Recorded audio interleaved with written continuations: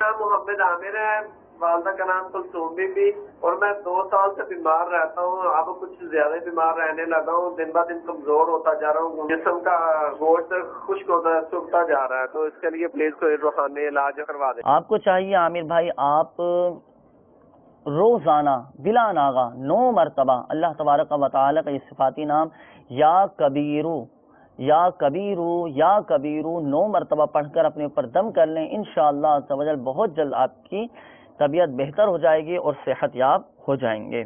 اور کوشش کریں عامر بھائی آپ اپنا جو ہے نا وقتاً فوقتاً یہ صدقہ نکالتے رہیں. حدیث پاک کا مفہوم ہے کہ صدقہ یہ بلاؤں کو ٹالتا ہے، بیماریوں کو دور کرتا ہے، پریشانیوں کو دور کرتا ہے. صدقہ بھی نکالتے رہیں، انشاءاللہ عز و جل طبیعت بھی آپ کی بہتر رہے گی.